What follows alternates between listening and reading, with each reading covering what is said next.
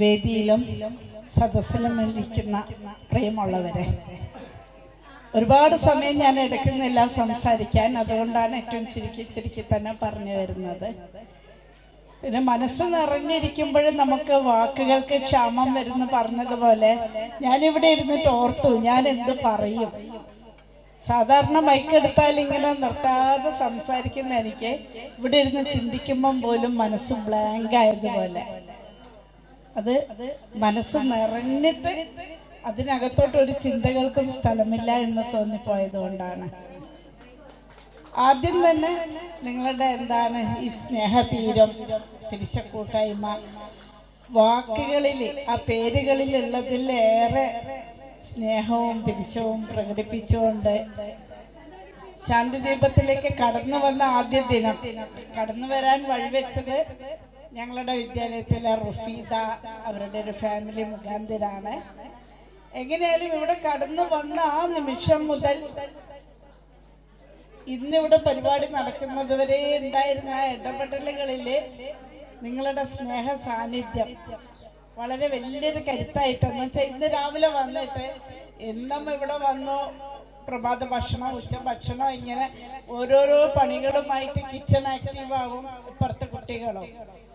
പക്ഷെ അവിടെ ഇന്ന് നമ്മുടെ എല്ലാവർക്കും ഒരു അവധി കൊടുത്തതുപോലെ മാറ്റി നിർത്തി അടുക്കള അങ്ങ് ഏറ്റെടുത്തു.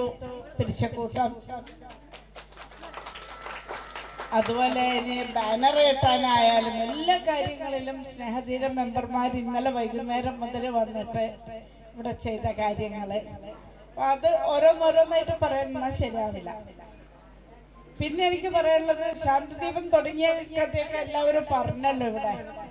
എന്തായാലും എനിക്കൊരു മകൻ ഉണ്ടായതുകൊണ്ട് ഒരു സമയത്ത് ഞാൻ ചിന്തിച്ചത് എന്തേ ദൈവം എനിക്ക് ഇങ്ങനെ ഒരു സ്ഥിതി തന്നു. പക്ഷെ ഇന്നിപ്പോഴും ഞാൻ ഇത്ര വർഷങ്ങളായി ഇപ്പൊ ചിന്തിക്കുന്നത്, ദൈവം എനിക്ക് തന്ന ഏറ്റവും വലിയ ബ്ലെസ്സിങ് ആണ് എൻ്റെ മകൻ അജയ്.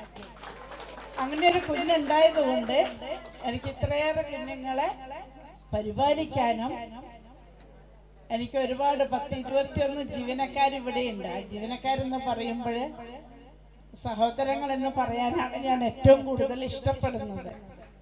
ഞാൻ ആഗ്രഹിക്കുന്നതിൽ മേലെ അവർ നമ്മുടെ കുഞ്ഞുങ്ങൾക്ക് വേണ്ടി പ്രവർത്തിക്കുന്നുണ്ട്. അതുകൊണ്ട് തന്നെയാണ് 2016 2 ഒളിമ്പ്യന്മാര് ഒരു സ്കൂളിൽ നിന്ന് തന്നെ ഉണ്ടായത്. പിന്നെ കുറെ പേര് നമുക്ക് ജോലിക്കാരായിട്ട് മറ്റ് സ്ഥാപനങ്ങളിൽ ജോലി ചെയ്യുന്നുണ്ട്. സഹകരണ ബാങ്കിലെ പിയൂൺ മുതൽ അല്ലാതെ പല ജോലികളിലും ഇവിടെ നിന്നുള്ള കുട്ടികൾ ചെയ്യുന്നുണ്ട്. അതിലും മേലെയായിട്ട് 5 കുട്ടികള് ഇവിടെയുള്ളവർ വിവാഹിതരായിട്ട് കുടുംബജീവിതം നയിക്കുന്നുണ്ട്. അതില് 6ാമതായിട്ട് ഈ നോമ്പ് കഴിഞ്ഞാല് നിയാസും സുമയ്യ ഷെറിനും 2 പേരും ഇവിടുത്തെ കുട്ടികളാണ്, വിവാഹിതരാവുകയാണ്. അവരുടെ കുടുംബജീവിതത്തിൽ പറയുമ്പോൾ നമ്മള് സാധാരണക്കാര് ഫാമിലി ആയിട്ട് കഴിയുമ്പോൾ മത്സരങ്ങള് ഈഗോ ഒക്കെ ഉണ്ടാവുമ്പോൾ ഇവർക്കിടയിൽ അതുണ്ടാവുന്നില്ല. ഏറ്റവും നല്ല ജീവിതം. പിന്നെ ഇനി ഒരു 2 കാര്യം കൂടി പറഞ്ഞിട്ട്, ഇതിലിപ്പോ ഒരുപാട് സ്ത്രീകളാണ് ഉള്ളത്. പക്ഷെ പിരിശക്കൂട്ടത്തിനോട് ഇത് പറയേണ്ട കാര്യമില്ല. എന്ന് വെച്ചാൽ നിങ്ങളെല്ലാവരും അത്രയേറെ ആർജവത്തോടെ, നിങ്ങളെ മുഖം കണ്ടു കഴിഞ്ഞാൽ നമുക്ക് തന്നെ ഒരു എനർജിയാണ്. ആ രീതിയിലാണ് ഉള്ളത്. എങ്കിലും ഒന്നുകൂടി പറയാണ്, ഞാനൊക്കെ ഇങ്ങനെ വീട്ടിൽ ഒതുങ്ങി മാറിയിരുന്ന ഒരു വ്യക്തിയായിരുന്നു. മോന്റെ 5 വയസ്സ് വരെ അങ്ങനെ സൈഡായി ഇരുന്നതാണ്. പക്ഷെ പിന്നെ വന്ന പ്രശ്നങ്ങളിൽ നിന്ന് അതിജീവിച്ച് വന്നപ്പോഴെന്ന് ക്യാൻസർ പിടിപെട്ടു. എന്നെ ജീവിക്കില്ല എന്ന് പറഞ്ഞ് മെഡിക്കൽ സയൻസ് ഒഴിവാക്കിയെടുത്തെന്ന് ജീവിതം തിരിച്ചു പിടിച്ച് വന്നപ്പോൾ ഞാൻ അറിഞ്ഞ ഒരേ ഒരു സത്യം എന്താന്ന് വെച്ച് കഴിഞ്ഞാൽ, നമ്മൾ തീവ്രമായിട്ട് ആഗ്രഹിച്ചാൽ നമുക്ക് ഏത് പ്രശ്നങ്ങളെയും അതിജീവിക്കാൻ കഴിയും. പ്രശ്നങ്ങളൊക്കെ വഴിമാറി നമുക്ക് മറുപടി കിട്ടും എന്നാണ്. അപ്പൊ തീവ്രമായിട്ട് ആഗ്രഹിക്കുന്നതോടൊപ്പം അതിനുവേണ്ടി പ്രവർത്തിക്കുക. ഇത്ര മാത്രം എല്ലാവർക്കും കൂടിയുള്ള ഒരു സന്ദേശം. പിന്നെ സാറിന്റെ അടുത്ത് സർക്കാർ തലത്തില് എന്താണോ ചെയ്യാൻ പറ്റുന്നത്, ഇപ്പൊ നമുക്ക് 18 വയസ്സിന് താഴെയുള്ള കുട്ടികൾക്കാണ് ഒരു ഗ്രാൻഡ് ഇനത്തില് തുച്ഛമായ സംഖ്യ കിട്ടുന്നത്. അപ്പൊ അതില് മേലെയുള്ള കുട്ടികൾക്കും കൂടി ഇപ്പൊ ഇവിടെ 67ഓളം കുട്ടികള് 18 വയസ്സിന് മേലെയുണ്ട്. അതിൽ ഏറ്റവും സീനിയർ ആൾക്ക് 51 വയസ്സാണ്. 51 വയസ്സുള്ള കുട്ടീനോട് നമുക്ക് സീറ്റില്ല എന്ന് പറയാൻ ഒരു നിവൃത്തിയുമില്ല. പല സ്ഥാപനങ്ങളും 18 വയസ്സ് കഴിയുമ്പോൾ നിർത്തുന്നുണ്ട്, അഡ്മിഷൻ എടുക്കുന്നില്ല. നമ്മളത് ചെയ്യുന്നുണ്ട്. അവരുണ്ടാക്കുന്ന ഉൽപ്പന്നങ്ങൾ കുറേ ഉണ്ട്. ഡ്രസ് മെറ്റീരിയൽസ് ഉണ്ട്, പെയിന്റിങ്സ് ഉണ്ട്. സാറൊക്കെ വർഷങ്ങൾ മുന്നേ ഗിഫ്റ്റ് ചെയ്തെന്ന് പറയുന്ന പെൻ ഹോൾഡേഴ്സ്, ഒരുപാട് സാധനങ്ങളുണ്ട്. വലിയ പൈസയൊന്നുമല്ല, എന്നാലും നിങ്ങളൊക്കെ ഒന്ന് കാണണം. അത് വാങ്ങുന്നതിലൂടെ അവരെ പ്രോത്സാഹിപ്പിക്കലാണ്.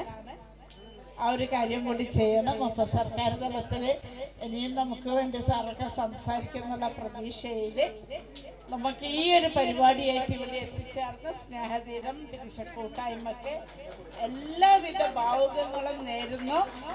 ഇത് വ്യത്യസ്തമായിട്ട് ഞാൻ കണ്ട ഒരേ ഒരു ഇതാണ്. ഒരുപാട് വാട്സപ്പ് കൂട്ടായ്മകളിൽ കയറിയിട്ടുണ്ടെങ്കിലും ഇതുപോലെ വ്യത്യസ്തമായിട്ട് പ്രവർത്തനം കാഴ്ചവെക്കുന്ന ഒരു കൂട്ടായ്മയെ ഞാൻ ആദ്യമായിട്ട് പരിചയപ്പെടുകയാണ്. എല്ലാ ഏരിയയിലും നിങ്ങളുടെ കയ്യൊപ്പ് കാണുന്നുണ്ട്. യൂട്യൂബിലോ ഇതിലൊക്കെ കയറി നോക്കിയപ്പോൾ നിങ്ങൾ കടന്നു ചെല്ലാത്ത വഴികള് കുറവാണ്. അപ്പം അതിലെ എല്ലാവിധ ആശംസകളും നേരുന്നു. എത്ര മാത്രം.